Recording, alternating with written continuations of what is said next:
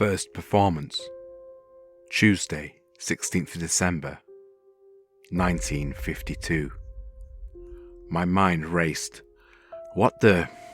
How in the hell is something as old as this still floating around down here? It doesn't even look 46 years old, it looks new.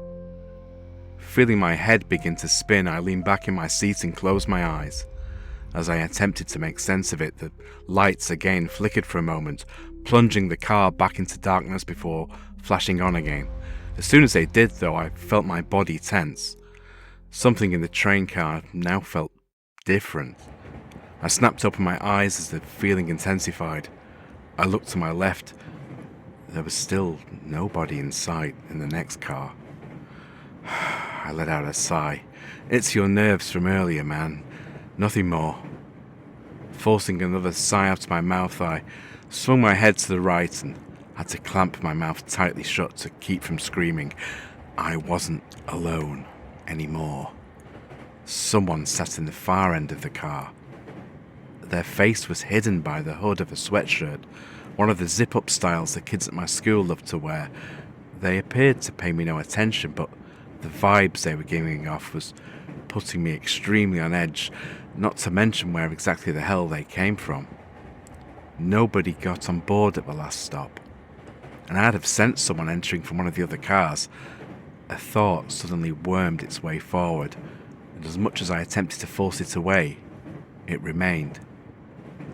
It's the person from the platform. The idea suddenly caused every ounce of fear and wariness to return with a vengeance. The same threatening aura I'd felt staring at the alcove was unmistakable, cementing the notion. But I forced myself to stay still, acting like I either hadn't noticed him yet or simply didn't care. Just keep looking like you don't give a damn, Billy. Just show some of that apathy that you New Yorkers are famous for.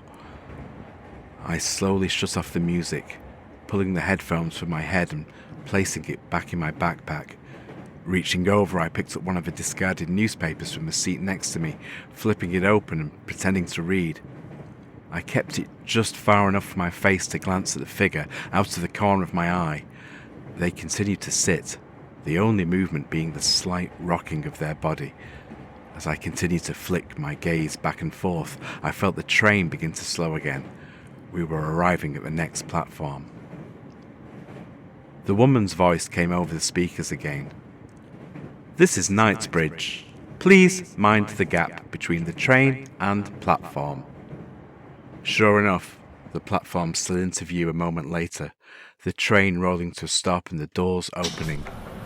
As I stared out at what felt like salvation, I mentally argued over what to do. I can just get out, dash to the stairs, try and make it to the street before he catches me. But, for all I know, doing so could make him rush me. Besides, turning your back to this guy, where they appeared like a fucking Houdini on the train, doesn't just feel like a big mistake, it feels like it might be a fatal one. To this very day, I wish I hadn't fought with myself. I wish I'd simply jumped up, grabbed my bag and ran. The choice, though, was made for me, as I hesitated a moment too long. The doors slid shut, and the train began to hum and jerk forward. We slid back into the dark tunnels. The woman's voice came on the speaker again. "The next stop is at South Kensington Station." Far from making me feel better, the announcement caused the fear to further intensify. If anything was going to happen, it would be between now and the next station. I kept calm, turning the page of a newspaper. I spared a look over at the figure and couldn't help but stare. They'd pulled something out of their pocket, something dark red, rectangular and about the size of their hand, with 3 circular rings in the top left corner. As I watched, I saw the person tap their thumbs against the other side of it for a moment, and then stop and gaze at it. I caught a split-second glimpse of what looked to be some kind of logo stamped on the back. Then they replaced it back in their pocket. Confusion swept through me. What the hell was that thing? I forced my gaze away, turning to continue, pretending to read. I'd already felt afraid to begin with at the figure's sudden appearance. After that bizarre spectacle, it had ramped up a few notches, and it was furthered as the lights flickered again, sending the train car into darkness. My heart beat furiously against my chest, feeling as though it would burst out of it any moment. The lights returned, and I cast my eye to the side. The figure was still sat where they were. The lights flickered again. I gave a fake, exasperated sigh as if annoyed my reading had been interrupted. The lights flickered on again, and I shot a glance to the right and froze. The seat where the figure had been, not even 5 seconds ago, was empty. And my eyes darted around every possible area they could have hid in the few moments they'd had to move, but I saw no feet poking from the bottom of the seats. Hello? The voice, a man's, came from directly in front of me, behind the newspaper. Chill upon chill shot up my spine. I swallowed hard, feeling a surge of adrenaline and fear sweep through my body as I saw my knuckles begin to turn white from how tightly my hands suddenly gripped the newspaper. Slowly I lowered the paper, my breath coming shallow as I looked up. The hood still hid the upper half of his face, but I could clearly see the psychotic grin which adorned the lower. A horrifying realization hit me like a Mack truck. This isn't any ordinary nut job. This guy is giving off fucking serial killer vibes. And then my gaze fell to the man's right hand, or I should be more specific and say what he held in his right hand. A knife, its serrated blade curving wickedly upwards. My eyes widened as far as they could go. For a few moments neither of us moved, then I spoke, my voice coming out in a weak tone. Oh, shit.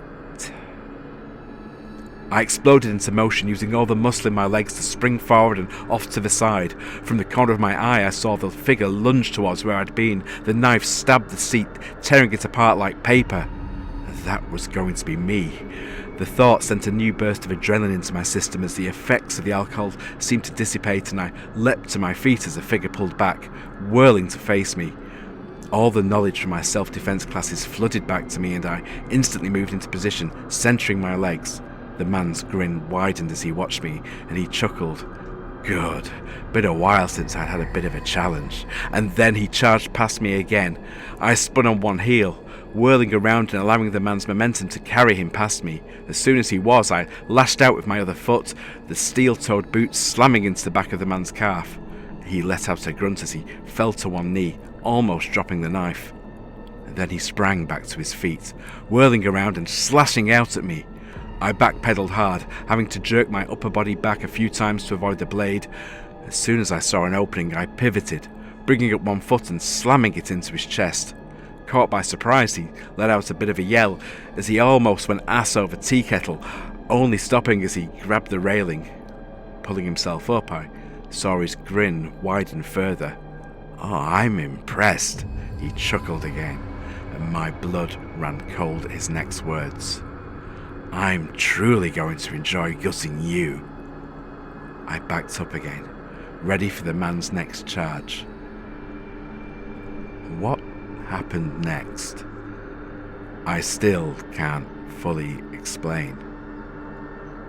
One moment, the man was readying his next charge. The next, it was as if he simply appeared directly in front of me. Shock stunned me, and I hesitated just a moment too late. A searing pain filled my left shoulder, and I stumbled back, clamping my hand to it as I felt blood begin to drip profusely from the slash. I snapped my head up to look at the man who now held the knife out towards me, the blade dripping with blood. My blood. "Oh, playtime's over, kid," he said through insane giggles. As he began to move forward, a small, hopeless voice entered my mind. I'm going to die. I'm not fast enough. I'm going to die here. As I felt despair begin to overtake me, the sound of the announcer's voice filled the train car. "This is South Kensington Station. Please mind the gap between the train and platform." The realization of how close I was to the platform suddenly banished away the voice insisting I give up, instead replaced with a furious determination I didn't realise I possessed. I saw the first lights of the platform appear, but I remained still. I have to time this perfectly. Just one single misstep and I'm dead. The knife rose, ready to slice into my jugular, and I made my move. I exploded into motion, first pivoting and lashing out with my right foot. A moment later, a sickening crack filled the train car as his leg either snapped or popped out of its socket. At the same time, I snapped up with my left elbow, aiming for his right wrist. Again, my aim proved true, and the knife flew out of his hand, embedding itself in the seat beside him. I heard him begin to let out a howl of pain and rage, but I wasn't through yet. I had one final move to keep him down long enough for me to escape. My hand lashed out, grabbing the front of his hoodie as my right hand balled into a fist. I pulled back, putting every ounce of my strength I had into it, and swung. The blow connected with the man's head, sending him flying backwards. There was a tearing sound and I felt his hoodie split as I continued to hold it in a death grip. It tore from my grasp and he fell to the floor in a heap, the hood sliding from his face as it fell apart. His eyes flew up to meet mine, insanity filling them as he panted heavily, and my jaw dropped. For a moment I felt rooted to the spot as my eyes flicked back and forth, unable to look away. I only snapped out of it as I realised the man was beginning to attempt to stand up and heard the whoosh of doors opening. I didn't hesitate any longer. I leapt over him, snatched up my pack, sprinting for the doors as I heard the ding signifying they were about to close. I leapt through them, falling to the floor of the platform in a heap and spinning to see them shut. From inside the car, just audible over the hum of the train powering up, I heard the man let out another scream of rage at having lost his prey, and then the train pulled away. A few moments later it disappeared into the blackness of the far tunnel. For a few more moments I stared, then I slowly climbed to my feet, holding one hand tight to the still bleeding gash in my shoulder. That horrific night was 26 years ago. After I got up, I raced topside where I found the nearest phone box and called the police. Quite a few of them showed up, more than I assumed, along with an ambulance. They took my story extremely seriously, sending some men down into the station as they ordered armed police to Heathrow. And they took me to hospital. It took almost 70 stitches to sew up my shoulder. They also called my parents. I still remember how Mum cried as she clutched me like a shipwreck victim to a life ring. Never have I ever seen either of them that afraid. Courtney had a similar expression when she came to visit a few days later, after showing up unannounced to my aunt and uncle's house. The only good thing that came out of my stay in hospital was where she and I had our first kiss, the first of many. The cops never found him. They were waiting to check every car, top to bottom, when it arrived at its final stop, but they never found a trace of him, aside from the shredded seats he'd slashed into. I knew they wouldn't, not after what I'd seen, and when an older officer came to take my statement again, it was confirmed as he admitted something.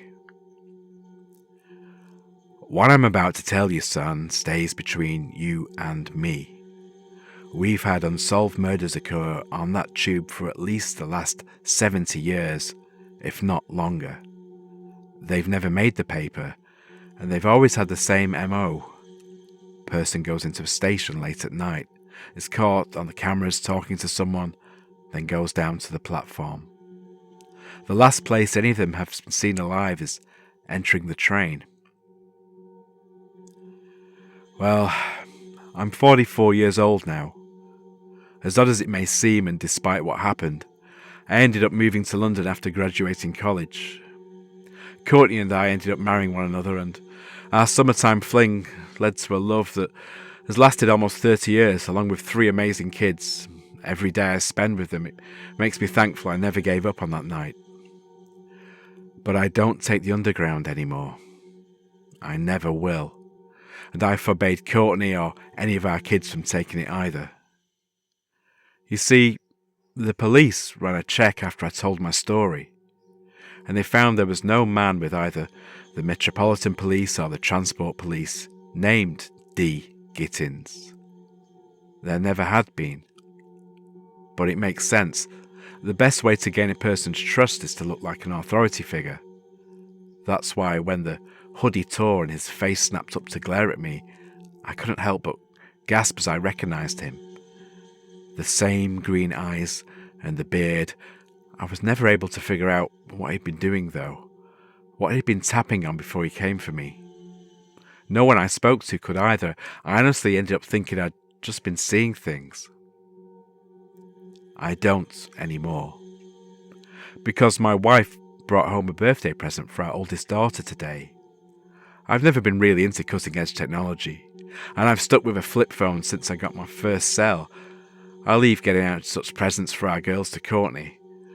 Now, when Leah was presented with the box, she let out a squeal of delight that caused me to smile. But it was wiped away as she opened it and pulled the smartphone out. One that was a very familiar shape to me. One with an equally familiar logo adorning the back. Even though it was a brand new iPhone, I'd seen it before. Decades ago. They say in modern times it's becoming harder for serial killers to operate without being caught. All the advancements in forensics, all the cameras everywhere, and social media have created a world in which they can't get away with their crimes as easily. But what if they didn't have to? The thought makes me terrified.